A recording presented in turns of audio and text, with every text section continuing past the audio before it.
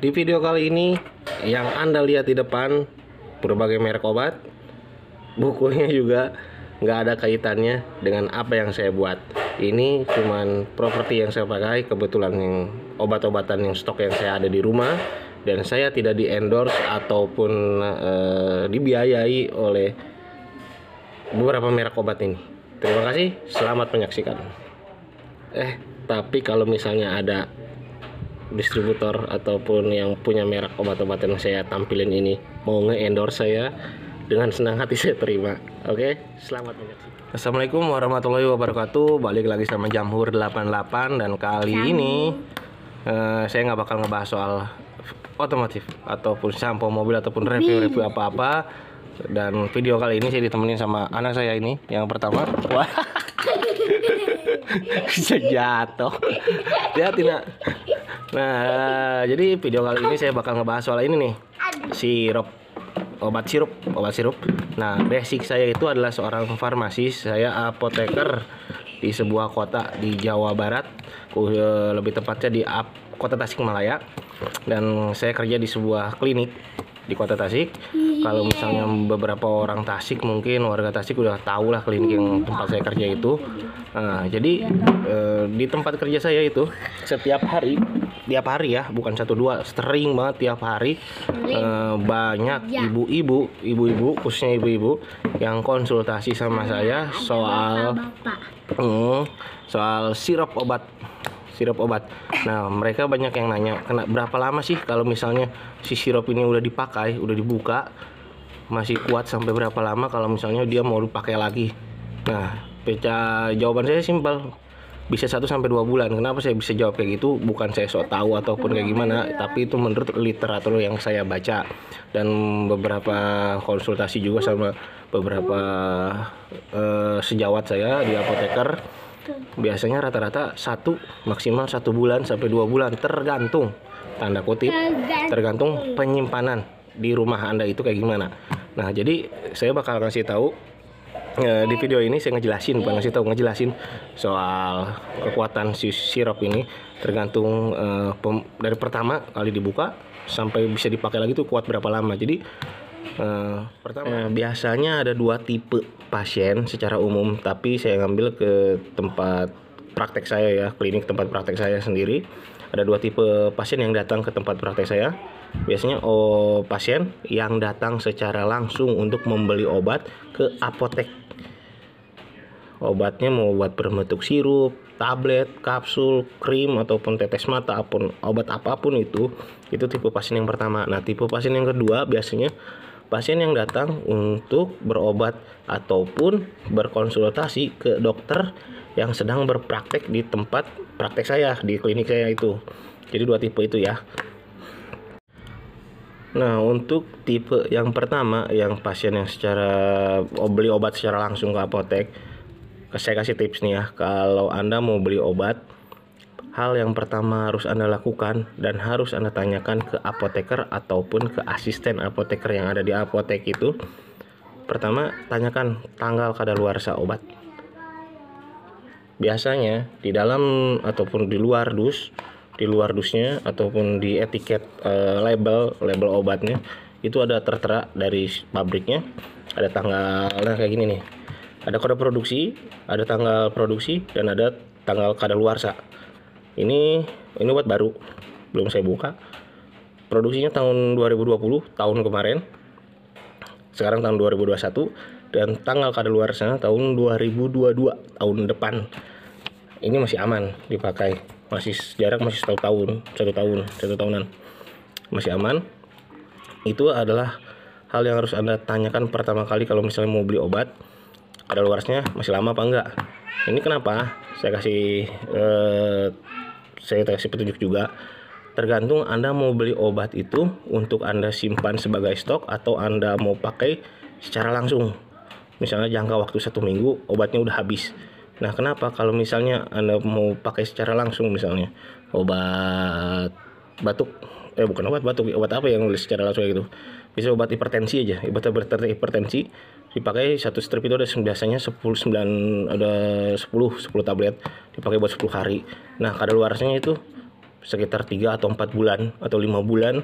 Anda kalau mau beli nggak apa-apa, soalnya itu masih tergolong aman. Tapi kalau misalnya Anda beli obat demam buat stok di rumah, kadaluarsanya 5 sampai 6 bulan lagi, mending jangan.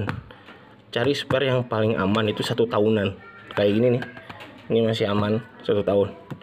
Jadi kalau misalnya kita kan nggak tahu sakit anak kita atau kita yang sakit kapan kan demamnya, jadi jaga-jaga. Kalau misalnya kadaluarsanya cuma 6 bulan, lah kita sakitnya 7 bulan atau 8 bulan kemudian, ya udah nggak bisa dipakai obatnya kan.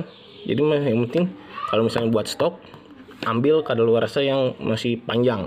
Kalau misalnya sekitar 10 hari atau seminggu obatnya udah habis, kadaluarsa 5 atau 6 bulan nggak apa-apa, nggak jadi masalah. Yang gitu, oke? Nah, terus kalau misalnya nih Anda udah beli obat demam kayak gini nih, obat demam buat stok di rumah, di kotak P3K Anda simpan. Kalau Anda mau pakai, misalnya hal yang pertama yang harus Anda lakukan idealnya adalah tulis tanggal pertama kali Anda buka si tutup atau si segel obatnya. Kenapa? Soalnya sebagai petunjuk Anda pertama buka tanggal ataupun bulan apa. Oke, jadi bukan di tanggal ini bukan tanggal Anda pembelian Anda, tapi tanggal pas Anda ngebuka si tutup obat. Nah, ini saya beli tanggal 10, bukan saya beli, saya buka si tutupnya tanggal 10 bulan 1 2021, dan ED-nya ini masih lama, April 2023 tuh. Lama banget, 2 tahun lagi kan. Nah, tapi kalau misalnya udah Anda buka kayak gini, udah Anda buka nih, si tutupnya udah Anda pakai, udah Anda konsumsi, si ini April 2023 yang ini udah nggak berlaku. Udah nggak berlaku. Jangan dilihat lagi tanggal kadaluarsanya, tapi Anda harus lihat tanggal yang Anda buat yang baru ini, tanggal 10/1/21. Kenapa? Soalnya ini berpengaruh sama si zat aktif ataupun si obat yang ada di dalam, pengaruh kekuatannya. Anda udah, logikanya gini aja, Anda udah buka nih, buka tutup, buka tutup. Ini ada otomatis ada udara kok yang masuk. Udara itu biasanya kan ngebawa bakteri ataupun ngebawa mikroba lain yang masuk pasti ke dalam si obatnya. Jadi kita main logika aja. Bakteri buka, tutup, udara masuk, ada nimbul bakteri di sini. Oke? Udah paham sampai situ? Jadi si tanggal kadaluarsa yang ini udah nggak berlaku. Yang berlaku pertama Anda pakai tanggal 10/1/21. Nah, yang jadi pertanyaan, kalau misalnya udah dibuka nih si segelnya, buat berapa lama sih? Tadi balik lagi ke video pertama yang di awal, saya bisa bilang maksimal 1 bulan sampai 2 bulan, tergantung tanda kutip tempat penyimpanan Anda tutupnya kayak gimana, itu yang berpengaruh. Kalau misalnya buat obat sirup kayak gini, usahakan tutup rapat. Setelah Anda gunakan, tutup rapat. Jangan dibuka tutup lagi. Tutup rapat setiap penggunaan dan disimpan. Jangan di bawah sinar matahari langsung. Kenapa? Kalau Anda simpan di bawah sinar matahari langsung, si kandungan zat aktif ataupun obat yang ada di dalam ini bakal rusak oleh paparan sinar matahari, radiasi matahari. Nah, oke, sampai situ. Saya tanya, kenapa jadi sok keluar bahasa Sundanya saya. Kenapa obat-obatan sirup kayak gini, botol-botolnya suka gelap? Nah, itu karena buat melindungi si zat aktif atau si obatnya ini dari paparan sinar matahari langsung. Jadi buat pelindungnya lah, secara langka ini pelindungnya zat aktif dari obat-obatnya dari sinar matahari secara langsung. Nah, balik lagi dari pertama, apa lagi lupa lagi saya. Pokoknya tutup rapat, Anda simpan di tempat yang sejuk, yang kering sesuai petunjuk obatnya. Nah, di sini kan udah ada, sama di setiap obat pasti udah ada petunjuk penyimpanan. Simpan pada suhu di bawah 30 derajat Celcius, terlindung dari cahaya. Kalau saya di rumah disimpan di kotak P3K. Kalaupun Anda mau disimpan di kulkas enggak, tapi ada yang kalau di kulkas saya kurang apa ya, masih kurang referensi buat saya, bisa disimpan di kulkas ataupun enggak, masa apa ya, masa penyimpanannya nggak tahu lebih panjang nggak tahu lebih pendek, belum tahu, saya belum dapat referensi kalau misalnya di kulkas malah bikin awet atau enggak, belum dapat saya, jadi saya nggak bisa mastiin. Bisa yang pasti harus disimpan di suhu di bawah 30 derajat ataupun terlindungi dari cahaya. Kotak P3K sih cukup aman asal Anda tutup si obatnya rapat-rapat sama nggak kena matahari. Ini belum saya pakai lagi. Belum saya pakai lagi sih, belum pernah pakai, soalnya anak saya sehat, nggak ada demam. Kalau misalnya saya mau pakai lagi, ada kriteria khusus yang harus Anda perhatikan. Ini udah 1 bulan lewat ya. Kalau misalnya saya mau pakai lagi, ini harus dilihat dulu. Yang pertama itu adalah perubahan yang gampang aja dari fisiknya. Perubahan warna, pertama warna, bau, rasa, bentuk. Itu aja dulu yang Anda lihat. Kalau misalnya perubahannya, warnanya udah berubah, misalnya warnanya warna kuningnya kuning agak kuning putih itulah, pucat. Nah, kalau misalnya sebulan ataupun 2 bulan Anda mau pakai lagi, warnanya udah berubah jadi agak keruh, jangan dipakai, buang. Serius, jangan dipakai, buang. Tapi kalau misalnya warnanya masih sama, cari yang kedua, cek yang kedua. Baunya masih sama nggak sama yang pertama sekali Anda pakai. Kalau baunya masih oke, nggak ada berbau tajam, nggak bau busuk, nggak bau apalah, masih normal aja kayak pertama, boleh dipakai. Tapi kalau misalnya udah bau, warnanya walaupun warnanya nggak berubah tapi bau, buang. Oke. Nah, yang ketiga tuh apa? Lupa lagi saya. Warna, bau, rasanya udah berubah, udah buang aja. Rasanya masih normal, nggak apa-apa pakai. Yang ketiga adalah bentuk.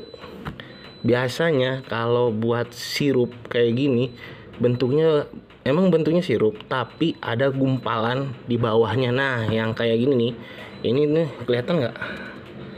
Agak kelihatan nggak ya? Nah, di bawahnya itu beda kan ya? Nih, ini beda nih. Ini obatnya udah udah kadaluarsa. Sengaja saya ngeliatin, cuman sebagai contoh, Januari 2021, tahun sekarang, bulan kemarin.